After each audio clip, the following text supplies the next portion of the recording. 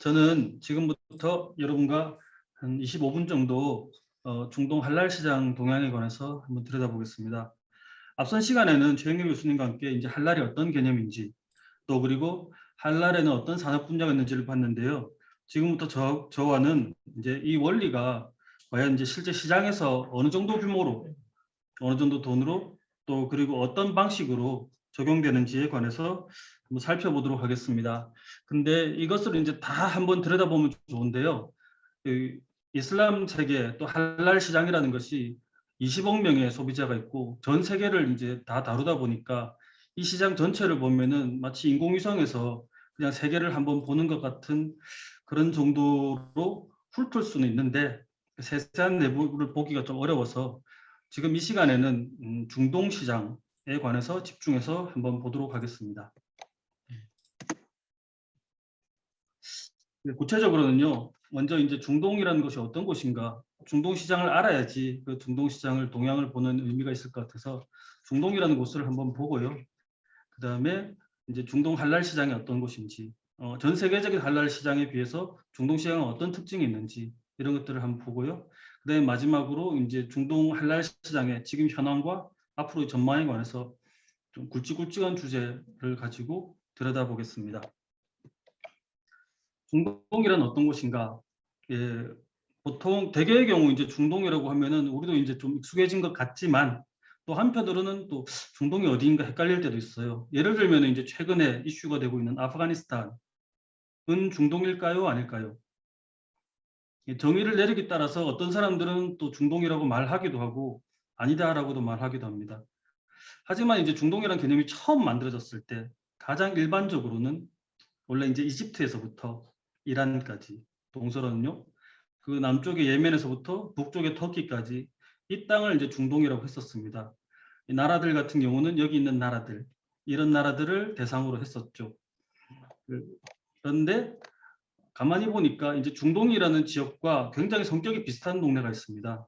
북아프리카라는 곳이죠. 사하라 사막 이북에 이제 지중해하고 마주하고 있는 지중해와 면하고 있는 이 지역을 북아프리카라고 하는데요.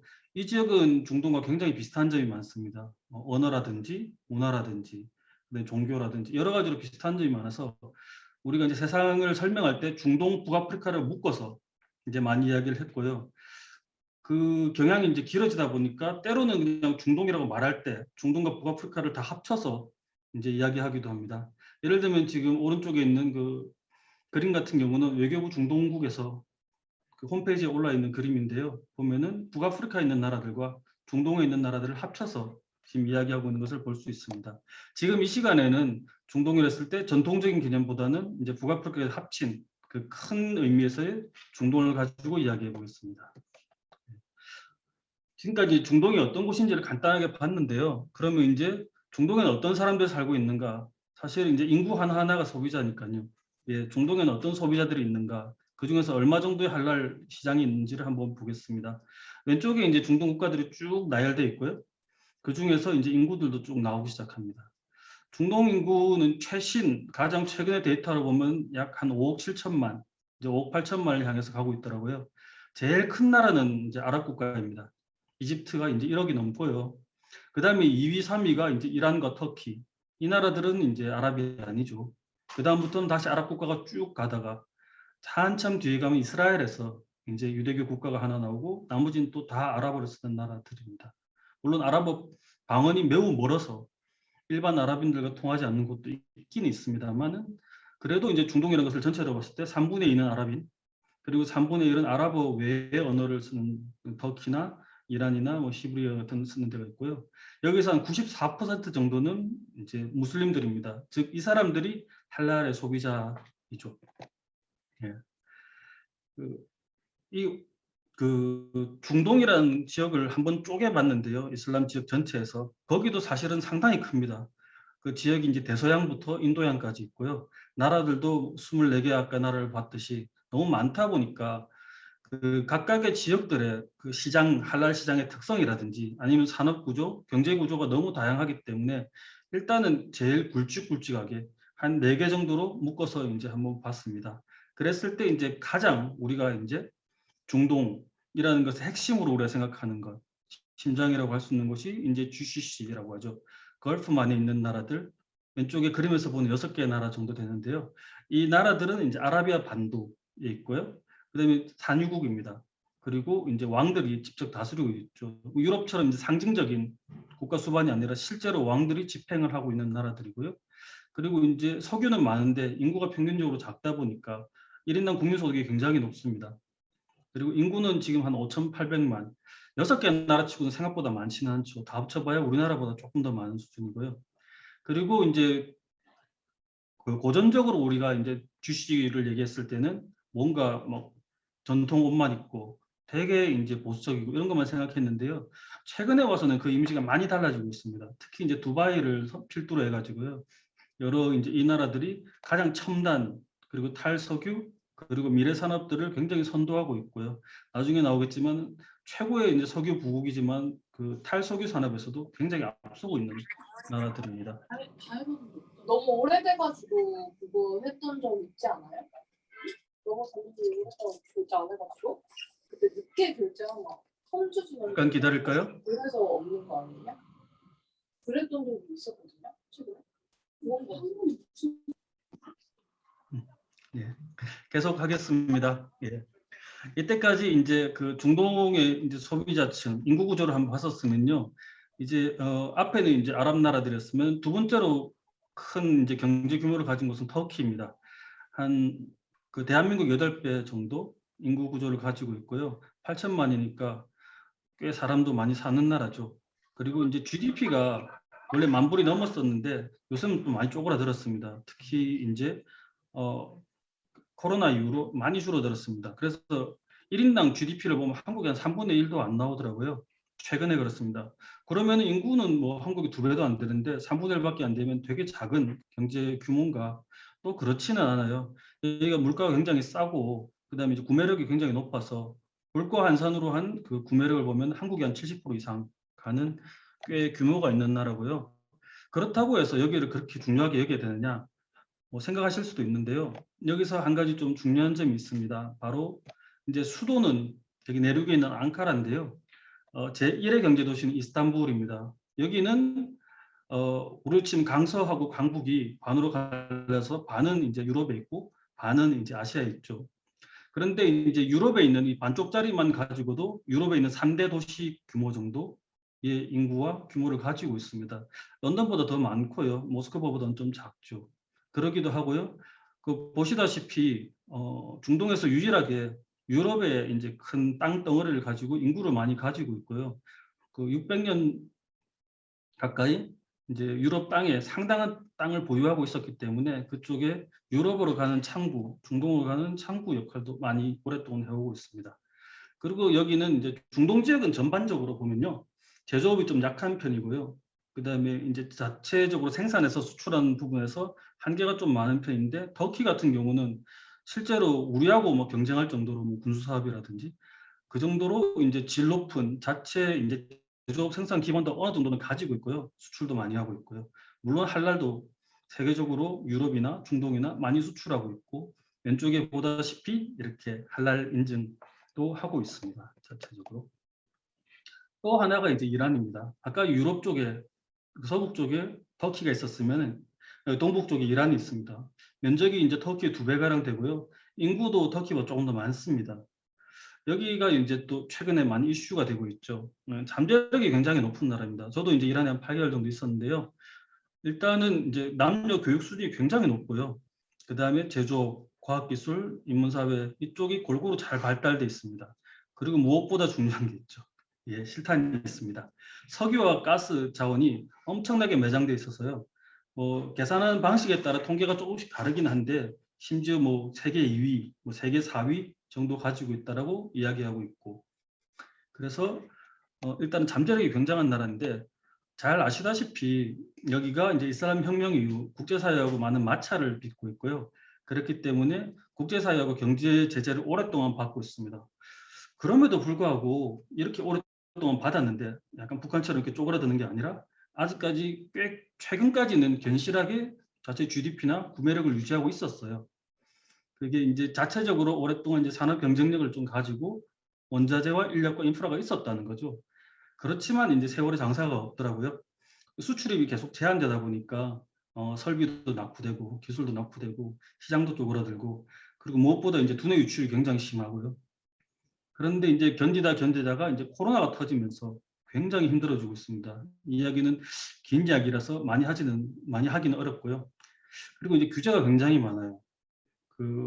서구하고 이제 제재가 오래되다 보니까 안에서 좀 노이로제적으로 단속하는 부분들이 굉장히 많습니다. 특히 인터넷 같은 경우 가보시면 굉장히 불편함을 많이 느끼고요. 그렇게 이제 규제가 많다 보니까 이제 시스템으로 돌아가는 것이 아니라 아무도 안 지키는 시스템이 있고요. 거기서 이제 그것을 해결하려다 보면은 다 인맥에 너무 기대게 되는 그런 것들이 있습니다. 하지만 이렇게 좀 부정적인 게 많은데도 왜 이란을 이렇게 이야기를 많이 하느냐? 기회가 하나 있고요. 그다음에 나중에 이제 방아쇠가 될 수 있습니다. 기회는 지금 이제 미국 신정부가 트럼프하고는 다르게 이제 이란을 좀 풀어보려고 하고요. 미국이 안 풀더라도 중국이 열심히 지금 풀려고 하고 있고요. 자체적으로 이란을 돌리려고 하고 있고, 그다음에 제재가 해제가 되면은 중동 일대에 큰 변화가 일어날 겁니다. 예를 들어서 두바이 금융이 유명한데요. 두바이 금융에서 이제 상당 부분을 이제 이란이 차지하고 있는데 그 이란이 풀려버리면 두바이에서 암거래로 돌아가던 것들이 많이 빠지겠죠. 그런 뭐 여러 가지 이유가 있습니다.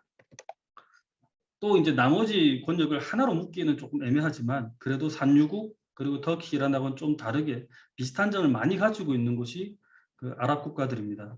물론 여기서 한 나라 이스라엘은 제외죠. 이스라엘 빼고 나면 다 아랍 국가이고요. 모로코를 제외하고는 왕국이 아닙니다. 여기서는 이제 GCC 국가들하고 차별성이 있죠. 그런데 공화국이라고 해서 과연 여기가 어떤 좀 민주화되어 있느냐? 전혀 아니죠. 여기는 이제 대부분은 독재 국가고요. 그다음에 이제 군이 지배하거나 아니 더 안 좋게는 여러 군벌들이 지배하는 그래서 내전이나 정적 불안이 많은 그런 더 어려운 상태인 나라들이 꽤 있습니다. 뭐 다 그런 건 아니지만 그리고 이제 기름이 많이 나는 나라들이 있어요. 알제리나 뭐 리비아나 많이 나는 나라들이 있는데 보통 인구 규모가 너무 크거나 아니면 정치적으로 불안해서 과거에 잘 살았던 나라들도 지금은 좀 평균적으로 소득 수준이 낮은 편이고요. 산업 자체도 아까 뭐 터키라든지 뭐 차를 생산할 수 있는 뭐 이란 이런 데 비해서는 평균적으로 좀 노동 집약적인 경공업이 많은 편입니다. 네. 왼쪽에 보시다시피 이제 다수의 나라들이 아니면 국경들이 이제 정치적 불안을 좀 겪고 있습니다. 예, 이제 중동 지역 전반에 관해서 한번 살펴봤으면요. 이제 할랄 시장으로 본격적으로 들어가고 있습니다. 할랄 같은 경우는 이제 우리가 지금 이제 통계에서는 가장 많이 보는 방법이 4가지 분야의 제조업과 한 3가지 분야의 서비스업 쪽으로 이제 많이 보더라고요. 제일 큰 것은 의외일 수도 있지만 금융입니다. 금융이 이제 경단위로 올라가는 것이고요. 나머지 이제 음식이라든지 의류 이런 쪽으로 내려갑니다. 그러니까 제조업 쪽에서는 음식, 의류, 그다음에 의약품, 화장품 이쪽이 제일 선도하는 쪽이고요. 그다음에 이제 비제조업 쪽에서는 금융, 미디어, 관광 쪽인데 관광과 미디어가 좀 작을 것 같아 보이는데 빠른 속도로 올라가고 있습니다. 다 이유가 있고 이것들은 다 연결되어 있습니다. 먼저 이제 할랄 식품부터 한번 볼게요. 할랄 식품에서는 식품은 잘 아시다시피 이제 기호식이라고 하면 필수제입니다. 필수제이다 보니까 인구수가 많은 쪽에서 아무래도 시장이 크더라고요. 그래서 여기 보시면은 인도를 제외하고는 거의 인구순으로 내려가고 있고 이집트가 역시 3번째 소비를 하고 있는 나라입니다. 물론 생산도 하고 있습니다. 반대로 이제 화장품 같은 경우는 기호제죠. 그러다 보니까 이제 나라별로 아까하고는 정반대의 이제 현상이 나타나기도 하고요.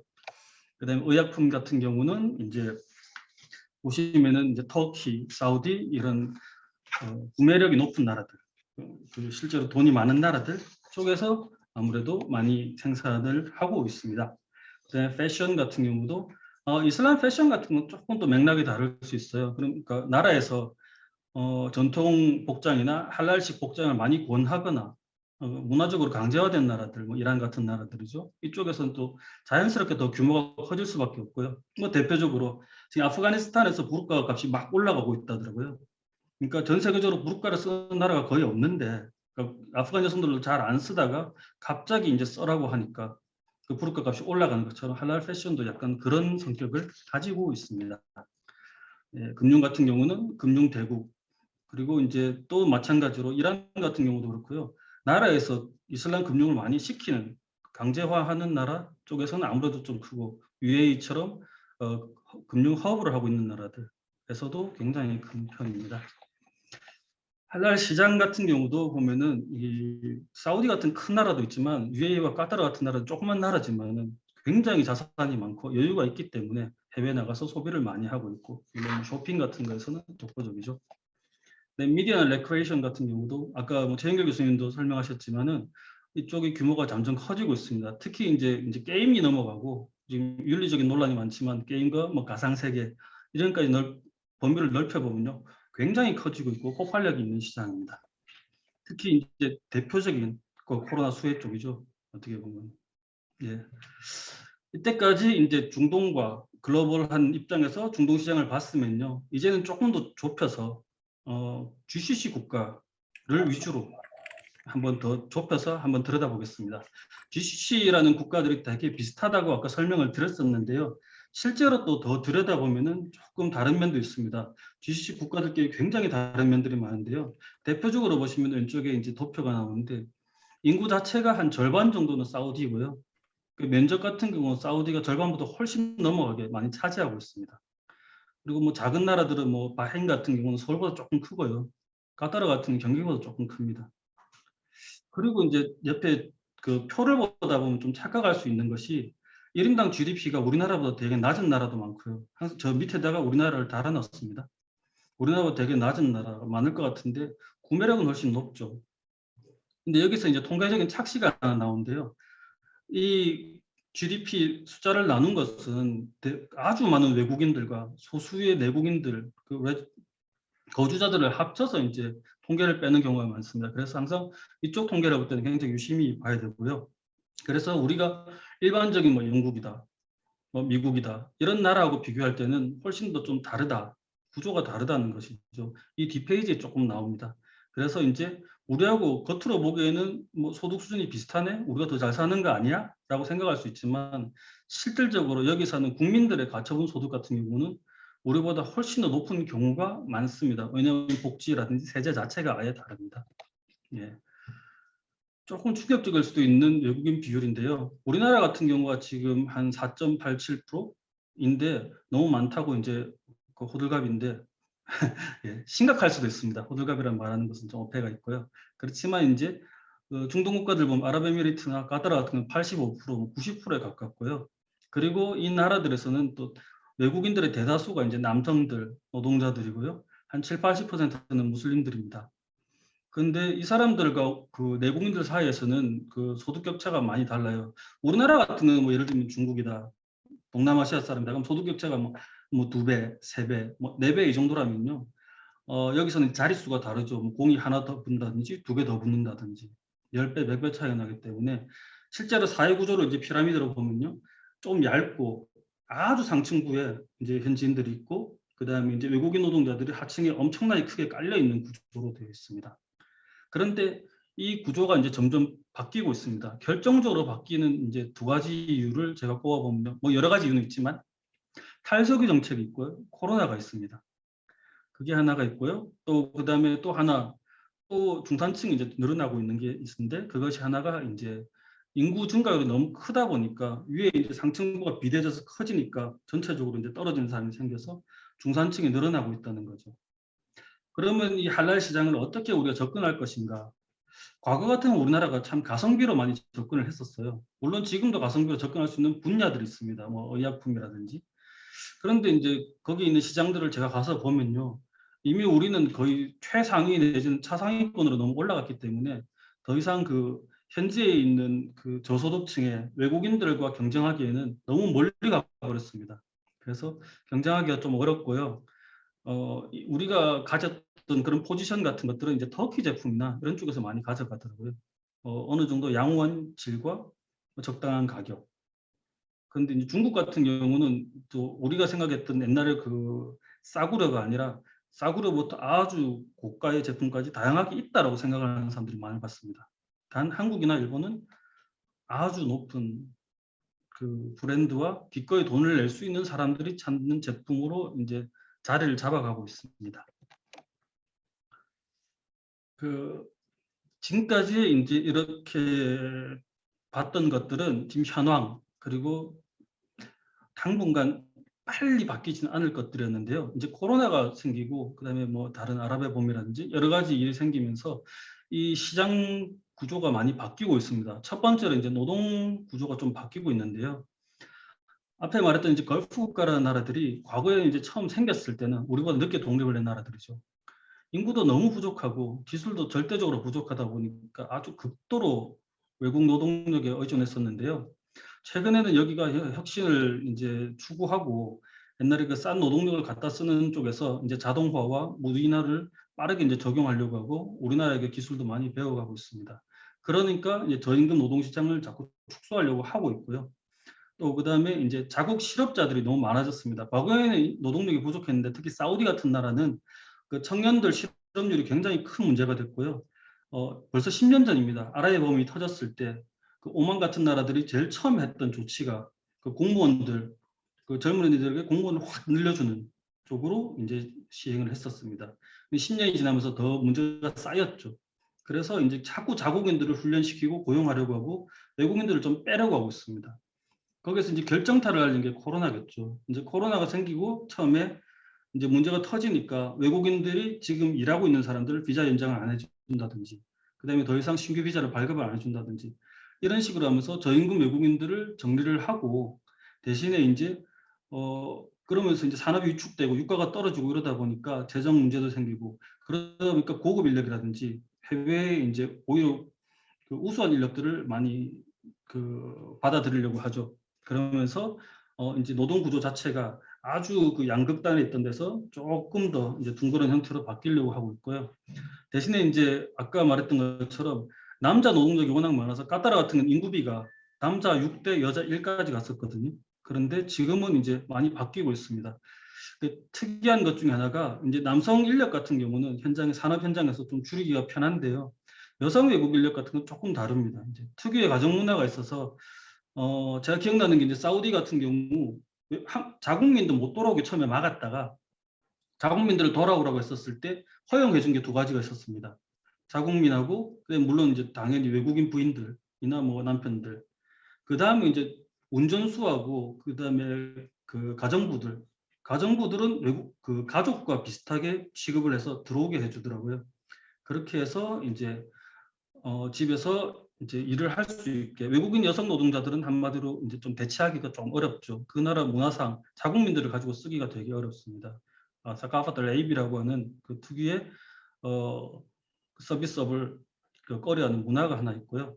또 그다음에 하나는 이제 나라 차원에서 여기는 요람에서 무덤까지 복지가 워낙 국가 차원에서 제공을 하다 보니까 노령 인구가 폭발적으로 늘고 있죠. 인구가 많이 늘어났다 보니까 거기를 케어해 줄 때 외국인 노동력이 많이 필요하게 됩니다. 그런 부분도 있고요. 그렇지만 왼쪽에 그림에서 보다시피 여성 웨이트리스가 이제 로봇으로 바뀌는 등 전체적인 큰 흐름은 바꿀 수는 없습니다.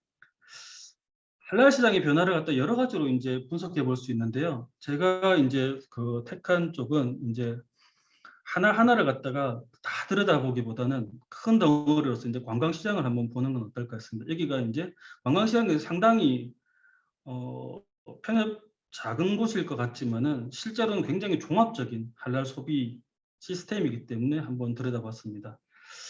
지금 왼쪽에 보시는 사진처럼 이제 사우디 왕세제가 그때 이제 국가의 앞으로 이제 비전을 이야기하고 있습니다. 우리 옛날에 국가 5개년 계획처럼 중동 이제 국가들이 그 앞다퉈서 이제 지도자들이 앞으로의 국가의 미래 비전, 장기 비전을 쭉 이야기하는데요. 그 중에서 가장 중요한 것 중에 하나가 탈석유고요. 탈석유에서 그러면 석유가 빠져나가는 만큼 뭔가 산업이 있어야 되겠죠.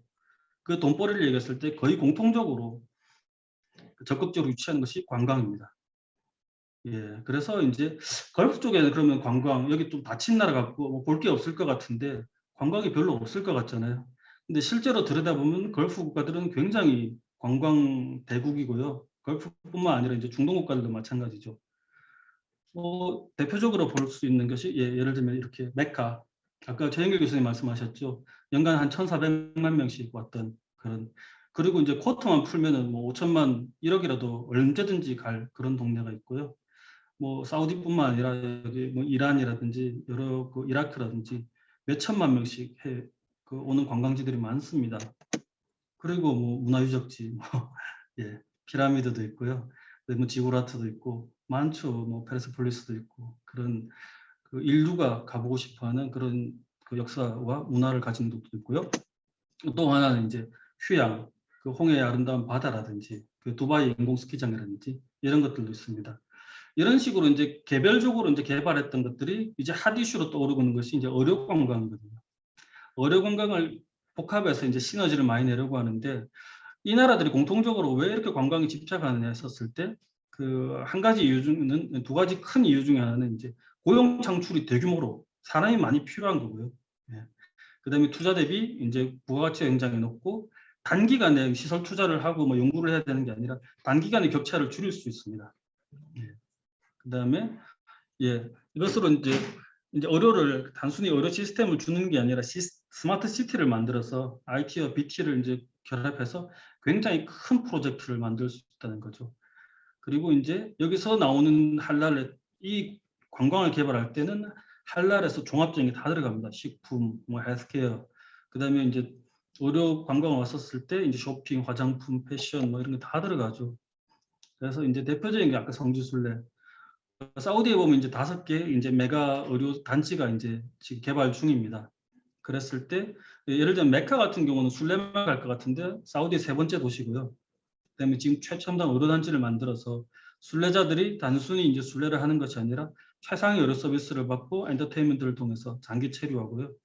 여기서 또 신을 만나러 가는 성스러운 자리에서 기분 좋게 돈도 많이 쓰죠. 그리고 이 영적인 안도감도 몸도 치료하다 보면은 장기적으로 국가 이미지에도 도움이 되고요. 그리고 이제 아까 말했던 이제 스마트 시티 홍해 해변에 이제 그 휴양지를 600조 단지로 이제 개발하고 있어요.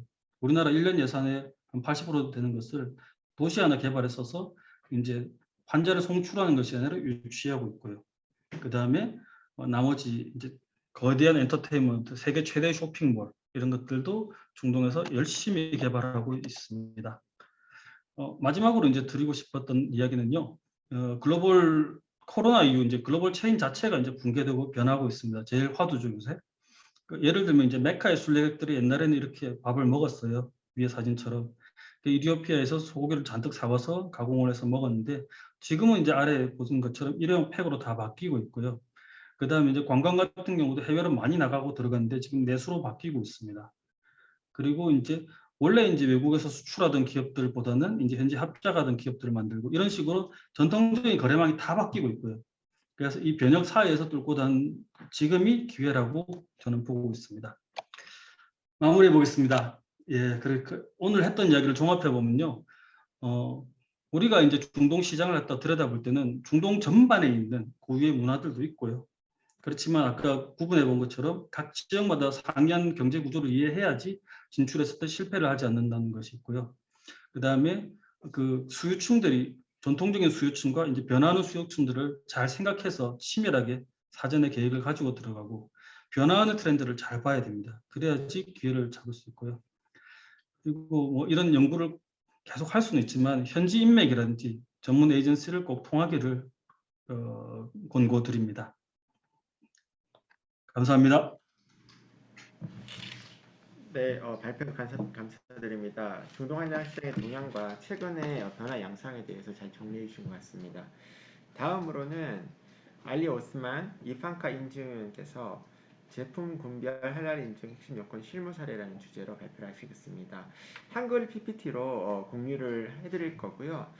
다만 발표는 영어로 진행되는 점 양해 부탁드립니다. 혹시라도 궁금하신 사항이 있으면 Q&A 시간에 한글로 질문해 주시면 한국어로 그때 상세히 또 답변해 드리겠습니다. 네. 알리 오스만 선생님께서 발표해 주시겠습니다. 네. 네, 안녕하세요. It's nice to be here with you today, and I appreciate you having me today. Today, let's talk a little bit about what halal certification has done for our industries in food and cosmetics and pharmaceutical. It's helped to, in some ways, harmonize the way that manufacturers do their business. And we'll talk a little bit about each industry, But first, I want to give a little bit of history on halal certification bodies. So in the 1970s, the idea about halal certification was very basic. At that time, halal certification was basically for meat and poultry. So you would go to your local butcher shop. The butcher was a Muslim, and you'd come in and he would tell you this meat here is halal, and you took his word for it. You didn't ask for any verification. You didn't look for a halal certificate. And that's what the industry was for the longest time. At that point, consumers did not realize that their packaged foods contain animal-derived materials. Around the 1980s, some government and semi-government bodies in Southeast Asia started to do some investigation about ingredients in the products that are coming into their countries. They realized that rendered materials, animal byproducts were in a lot of the packaged foods, that labels didn't declare this information. So they started asking questions to the manufacturers of these products, and manufacturers were very open and honest, and they told them that these are animal byproducts. At that point, Indonesia, Malaysia, Singapore decided that they needed to find alternate sources for these ingredients. So the manufacturers reached out to Islamic organizations around the world and asked for help. How do we find other ingredients? What can we substitute these for? And so in the 1980s, we began a decade of R&D work with manufacturers. The first thing we looked for was ingredient substitutions. So we had to find ingredients that we could substitute for pork fat and beef fat. And a lot of R&D took place to find these substitutions. They also took these non-compliant processes and looked at how to change them. For example, ethanol extraction. So ethanol in the food industry and cosmetics and pharmaceutical does a lot of different things. It's kind of a wondrous chemical, extracting a flavor, sanitation. It does a lot of different things that at that point there was no alternative for. So we did some R&D and searched to find alternate ingredients and alternate processes for these extractions of flavors and fragrances. Enzymatic hydrolysis was another thing. So a lot of ingredients are hydrolyzed with the use of an enzyme. At this point in the early 80s, those enzymes were largely porcine based. Another change that happened in this decade was with the production facilities. Production facilities were using the same lines, same production lines, same areas to produce products going into these Muslim regions as they were using to produce products containing porcine ingredients. So manufacturers had a big shift to add new production lines, to separate processes, build barriers between halal lines and non-halal lines, and even went as far as moving the pork-based and the animal-based materials from one facility to another. So they took them from the facility that was exporting products into the Muslim world and sent them to another one of their own facilities that was not sending products into that region. 1980s, with this big push and this large set of R&D, was a time of expansion, and a lot of halal certification bodies formed during this decade. Each body created their own set of criteria, their own set of certification rules and regulations, and each one was different from the next. Slaughtering, for example, was a very big one that each halal certification body made their own rules. For some example would be on a slaughterman. So some regions say that a slaughterman has to be Muslim. While others say that if a slaughterman is of the Abrahamic faith, Christian, Jewish, it's okay. Some halal certification bodies will even go as far as certifying an animal that's also certified as kosher. So a rabbi will do the incision, kill the animal, say his Hebrew prayer, and he'll also say the Muslim prayer. And so the front part of the animal goes for kosher, and the hind quarter that the Jews don't eat will go for halal. Alcohol content is another big one. So some halal certification bodies will say that some residual ethanol in your product is okay, while others will say that nothing is acceptable. And even if it's used in the process and removed by evaporation, some would say yes, some would say no. The depth of verification was also another big difference. So some, for example, some certification bodies would go as far as looking at the filtration that's used. The sugar industry is one industry where filtration is needed to clarify and whiten the sugar. And so at this point in the mid 1980s, a lot of that filtration was done using bone char. So you take animal bones, crush them up, turn them into charcoal by burning them at high temperature, and it created a really, really good filtration system that can turn brown sugar into a white crystallized sugar. Supplier verification is another different one. So if, for example, you are certifying some ingredients, how far back do you go? So one halal certification body might take a look at the ingredients. If they are halal certified or halal compliant, that's enough. Another one might take a look at the ingredients and the production facilities that they came from. What else is being made in those facilities was an important question that began being asked. So Singapore, Malaysia, and Indonesia were the first to establish a set of criteria for the products that were being imported into their countries and set these criteria for any halal certification body to follow if they were certifying products coming into those countries. The 1990s was a decade of oversight, much needed oversight. Before this, certification agencies did not have anybody looking at their processes, looking at their criteria, telling them that this was what we needed to do. They were their own criteria set by themselves. So at this point, Southeast Asia decided to set the criteria and oversee these halal certification bodies. 1990s, 2000s was about 25 years of very rapid expansion in the industry. It went from you go to a manufacturer and they had no idea what halal is, to nowadays when you go to a manufacturer and you ask them about halal, the majority of them at least have some information about it. Around 2015, the GCC became active in this industry. They set a new set of standards. They previously had some, so they had a slaughter standard that was from 1998. They had halal food standards that was from about 2009. But in 2015, they brought out two new standards that put a big shockwave through the industry. So they said products coming through the UAE must comply with these regulations. And this was a really great leap forward for halal certification bodies. Before this, everybody operated on their own criteria. The end goal was done by oversight through Southeast Asia, but now the GCC countries were looking at the entire process and making it compliant with ISO regulations.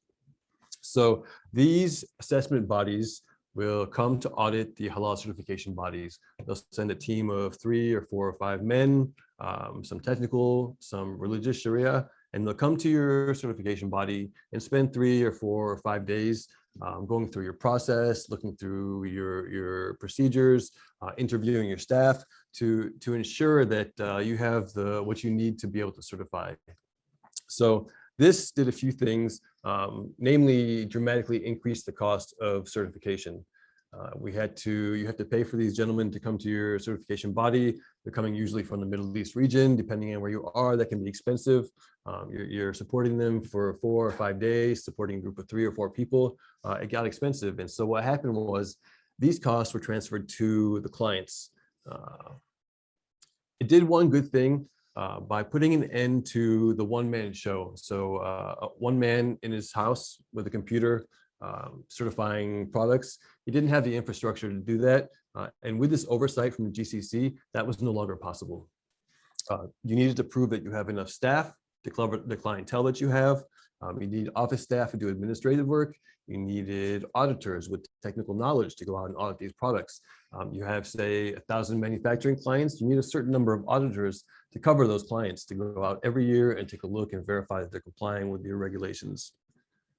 You also need management staff who can oversee the process and make the certification decision.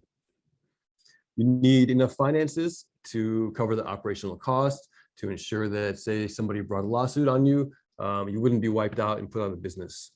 And you needed technical and religious knowledge to know how to certify a certain product. You can't go and audit a product category that you have no previous information on. You needed some Sharia information to make the judgments and the declarations about products that have not previously been certified. GMO is a good example for one. So when new processes, new technology come out, the Sharia members are a very important key group that will decide if the processes are halal compliant. So what's the result of this? We're still watching, we're still waiting to see.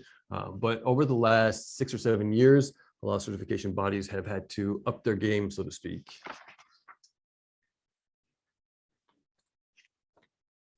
So now I'd like to talk a little bit about the effects that halal has had over some of our industries. The first one we'll talk about is manufacturing. So ingredient substitutions was one of the first things that came out of halal certification. We'll give a good example of a major manufacturer of toothpaste, Colgate. They were in the 1980s using an animal-based glycerin in their toothpaste. They came to us and they asked us if we could verify compliance to halal requirements. They were looking to export their product into Singapore. So we took a look at their ingredients and their process, let them know that you had to find a substitute ingredient. This was an animal-based glycerin. They did a couple of years of research, found some vegetable-based glycerin that would do the same effect. And even until today, across their entire product line, they're using vegetable glycerin rather than animal-derived glycerin. Cheese is an industry that was highly affected by halal certification. So in the 80s and even into the 90s, the enzymes that were used to curdle cheese came from either the stomach of calves or they came from pork as well. Pfizer developed a microbial enzyme called Chymax in the 1990s, and it was a dramatic change to the cheese industry. This was a sustainable, affordable enzyme that you can use easily. It did the same exact process as the animal-based enzyme. French fry oil, this is one that's actually close to my heart. So McDonald's came to us in the 1990s, and they wanted to start opening franchise locations in Southeast Asia. At that point, their French fry oil was not vegetable oil. It was a mixture of beef fat, tallow, and vegetable oil. It was called Formula 47. It's what made their French fries really delicious and very popular among people. So we asked them if they would be willing to change from that mixture of animal and vegetable to just a pure animal or a pure vegetable oil. At that point, they said no. This was a key part of their process, and it was really important to the taste. So what we did was we went to slaughterhouse, supervised the slaughter of some cattle for several days, followed that beef fat into the rendering houses, watched the rendering, the purification of this material, flew from one site to the next with this beef fat until it was purified enough to send over to Southeast Asia. It went over there. McDonald's was launched. It was a big hit, but the process was too expensive for McDonald's. So after 1 year, they decided to stop it and did some more research and finally decided to change their fry oil from this mixture of animal and vegetable to just a vegetable oil. Capsules are another huge industry, pharmaceutical industry. At one point, these capsules were all made out of gelatin and mostly out of porcine gelatin. Over the years, some of these have changed to cellulose and have become much more sustainable and affordable. Meat and poultry extracts have been used widely in a variety of different industries, namely flavoring of seasonings. These were at one point all animal-based, and nowadays you can make the same taste, the same flavor, the same aroma out of a chemically produced product. Animal proteins. These are very controversial. They're difficult to certify and supervise. Having traceability all the way back to the slaughter through every single processing house of beef makes it more expensive to buy halal meat. It's definitely possible, but over the years now, we've come up with some alternatives to these. Beyond Meat and Impossible Foods are two very big ones that have become a big hit among worldwide groups. And even today now, we have something called cultured meat that when it first came out a few years ago, it was absurdly expensive, but now it's available actually in one of the restaurants in Singapore. You can get some cultured chicken. Godiva is a prime example of a company that was positively affected by halal certification. So at one point they had a lot of chocolates that had drinking alcohol in them. They were seasonal. They were apparently very good sellers. After several years of research, they decided to completely remove the alcohol from these products. And that got them into different markets that they were not previously in. It has been very successful for them. So certification starts with your ingredients. Their ingredients are the base of your product. So you're using halal certified ingredients, but what about your production facility? What else are you making over there? So the end goal of certification is to get your retail products certified. And for a retail product to be certified, that means that every step of the process prior to that has been supervised and found to be compliant.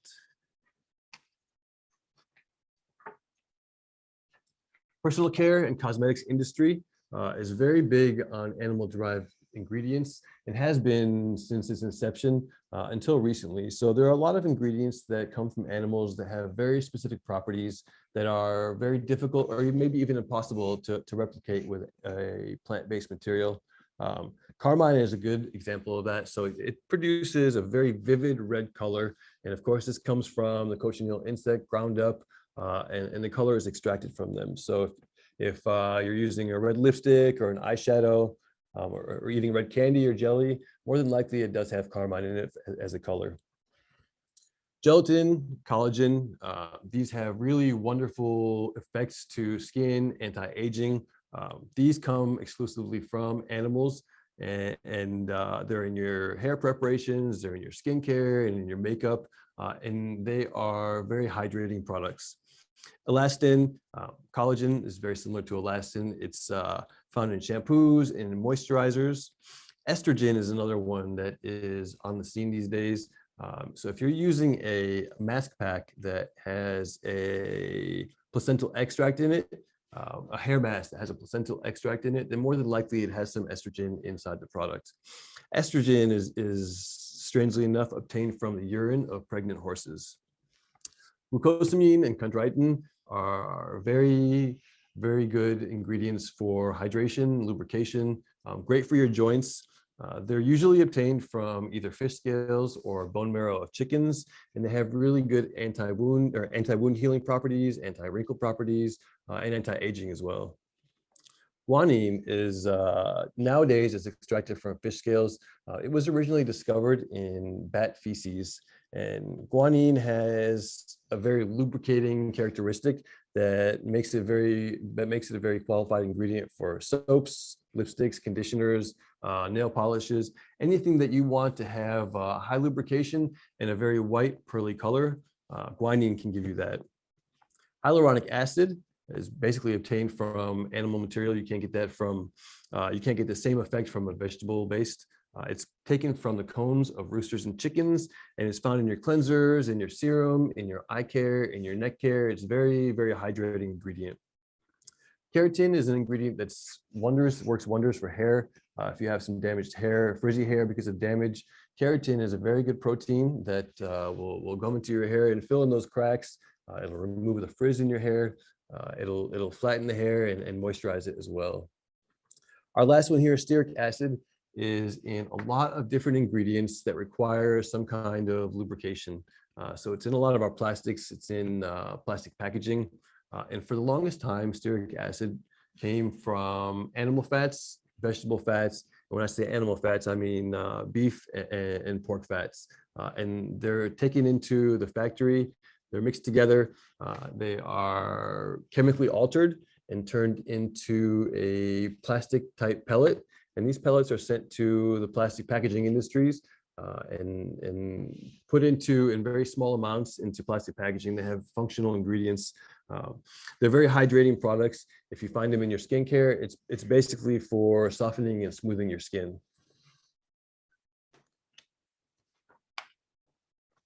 Pharmaceutical, health supplements. These industries are even today still very difficult to remove the animal-derived materials. Vaccines are one industry that are a very complex and complicated industry when it comes to halal certification. So you take one vaccine that, say, a pneumovax or this COVID vaccine. It's not made in one single location. Pieces of it are made in different factories. It might be 10 factories or 20 factories. Each one is in charge of one step or one process, and they send their resulting material to another factory. And finally, the vaccine is put together in the final finished factory. So if you have a certified vaccine, that means that there were probably 10 or more facilities that were involved in there that were also certified. Come back to the capsule industry. It's very important to nutrition, to health supplements. So if you have a gelatin capsule, it's not made in one factory. You have to go back to the slaughterhouse where the animal is slaughtered. You go take that, if you have a hide gelatin, you take that hide, you take it to a tannery, you salt it, you tan it, you send it to gelatin production. If you're using the bones to make the gelatin, these will go from the slaughterhouse to a bone mill where they are washed, cleaned, they're hydrolyzed with an enzyme or an acid. These then go to be crushed at a bone crushing. The crushed sent to an Ocean factory, which turns it into the material that you can then turn into gelatin. So the Ocean goes to the gelatin factory. It's hydrolyzed again, and it's turned into noodle gelatin. And from there, you can dry the gelatin and get the specific mesh, the specific bloom that you need to make your product. And from that gelatin, then you go to the capsule factory. So to make one gelatin capsule, 5 or 6 different factories are involved, all of which need to be supervised. Because of that, vegetable capsules have become more popular these days. Product lines that previously had no vegetable capsules now are making the switch.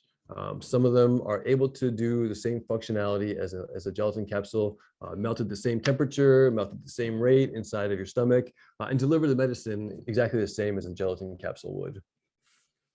Nutritional supplements are a very complex industry. First off, most of these supplements are made in OEM factories. Supplement companies are usually just an office with a formula, and they contract out their production to an OEM or an ODM factory that can produce the product. What else is made at these factories? A majority of them are making porcine-derived gelatin capsules, or using these. So say you have a vitamin premix. So one factory will do a blending operation, take the bulk material, blend it, mix it, and you end up with 1,000 kilograms of bulk powder. Take that bulk powder, you send it to another facility, and they do some retail packaging. So they may take that 1,000 kilogram powder and take it into 5 kilogram packages. Those are then sent to, say, a capsule production factory. The material is put into a capsule, and those capsules are boxed into a box of, say, 1 million capsules. Those completed 2-piece capsules with the medicine inside then go on to be retail packaged. So maybe they go to a factory that's doing a blister packaging operation, run through a packaging line, blistering a pack of 6 or 10 capsules, and then those are going to be bulk packages as well, and sent to the final facility that's going to put them into the retail packs. Those facilities that are doing the retail packs are usually in the market where the product is sold. So for example, if you have manufacturing in the US, then all those 4 or 5 first facilities are in the US. And if your product is halal certified and going to say Malaysia, the final packaging facility will be in Malaysia. So once that product comes out into the market over there, where's that product from? Is it product of USA? Is it product of Malaysia? It's kind of ambiguous, actually. So halal certification has begun to bring consistency to an industry that previously did not have any consistency. Flavors, fragrances, colors are products that are found in nearly all of your packaged foods, packaged cosmetics, anything that is on the shelf in a box, more than likely has one or more of these ingredients in it. These ingredients are not always clear in the way they're named. For example, just in the last year, we've come across, at Ifanka, I've come across several of these. So for example, a shrimp flavor that has actual chicken meat, mechanically separated chicken meat in it. A mayonnaise flavor that also has chicken fat in it at about 3%. Nowhere on the package does it say that there's any animal material in there. When that flavor is listed on the label of the retail product, it's listed as a mayonnaise flavor. So the consumer has no idea that there's chicken fat in that mayonnaise flavor. Natural colors are another one that are an industry that's using gelatin. It has a very specific purpose. So say you have a purple color derived from a purple sweet potato. You extract the color, but your extraction needs to be purified. So you have particulate and particulate matter in the extraction. Gelatin is very functional properties that is added to this matter. It takes the gelatin, it's used as a flocculant, it grabs a hold of the particulate, takes it to the bottom, turns it into sediment that can be separated from your color. So the gelatin in the end product is removed, however, it's used in the process. So Ifanka certifies maybe 50,000 or more of these products. And every day they come in, about 100 or more products come in for certification.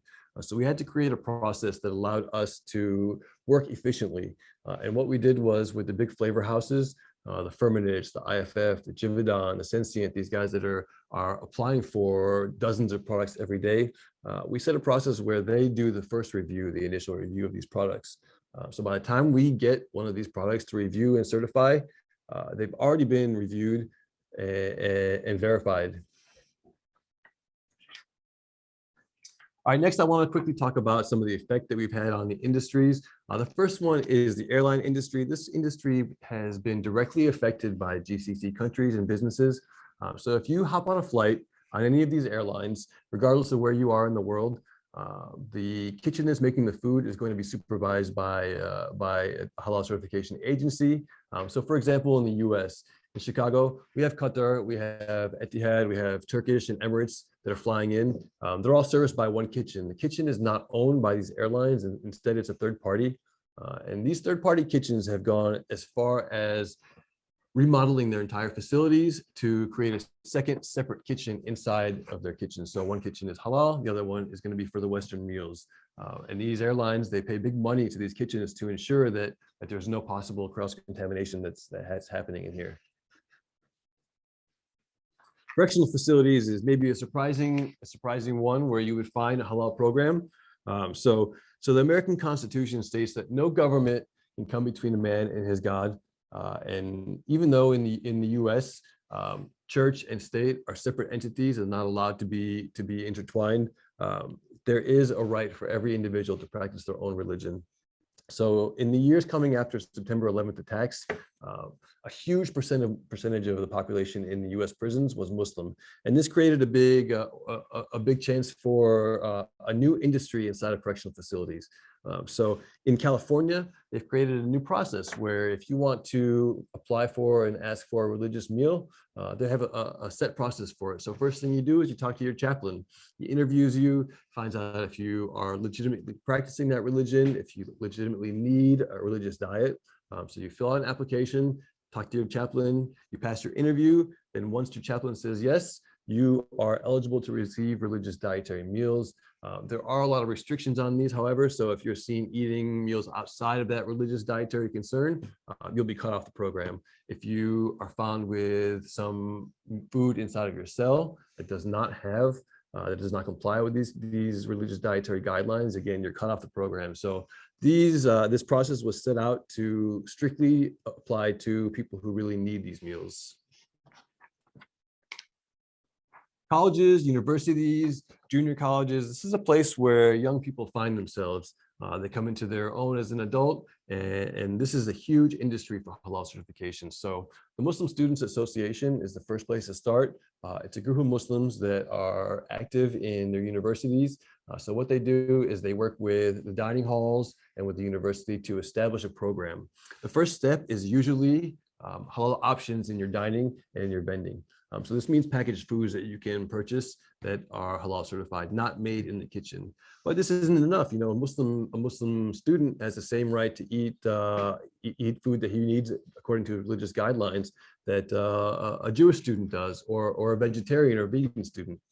So the next step is going to be a service counter, maybe a small area that is fully halal, not a full kitchen, but can prepare meals for students to eat full meals. The step after that would be a separated kitchen inside of the dining hall. And the gold standard is going to be a halal dining hall. So a lot of universities have actually started to do step 3 and step 4 in the recent decade. In California, we're seeing a lot of universities that are building separate dining halls that have separate kitchen, all the utensils, everything in the dining hall is segregated from all other non-halal materials. Food service providers that bring food to these universities are also doing their part. Cisco and Bon Appetit, they do a lot for the students. So Cisco has product specs that they send out to the university, and they started putting a declaration on their specs. So they have say kosher, vegan, vegetarian, non-GMO, and now they have halal on there. Still today, we're seeing a lot of no's under the halal. They're not halal certified, but we've taken a step in the right direction. Chartwell's Higher Education is a new one that's popped up. It's really big in the Midwestern United States, and they do something for their university that they work with. They take the program that they have at one university and they apply it to the other universities that they're covering, even the ones that don't have halal programs. So what's in our future?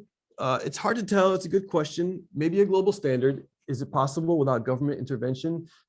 Maybe not. So whose standard would it be? Who would own the scheme and who would supervise it? So all of us, of course, want to be that one that's we're using our standard, we're using our scheme.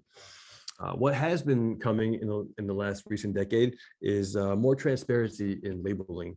So sources of materials, if you have an emulsifier, say a monodiglycerides, nowadays they might be named as a soy emulsifier, as a soy lecithin.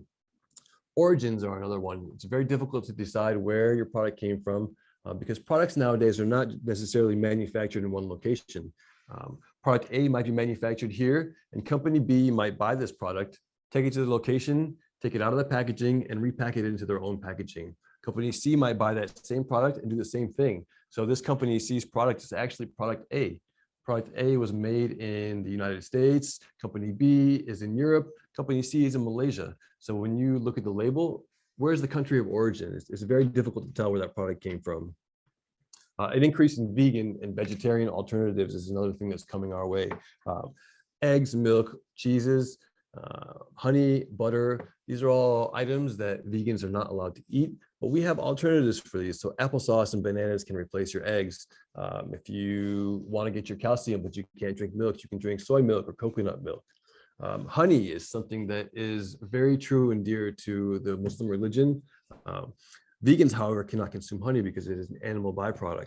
So coconut, agave, or maple syrup are a good substitution for these. What we're looking for in terms of moving forward in the food industry is more sustainability.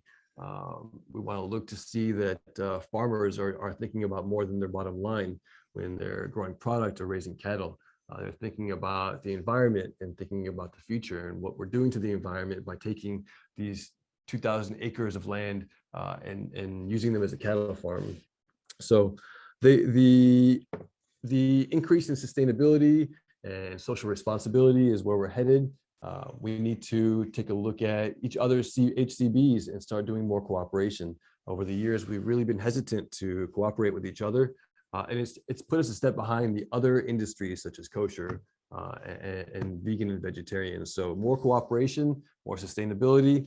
And what about accreditation bodies? So we've had some different accreditation bodies pop up in different regions over the years.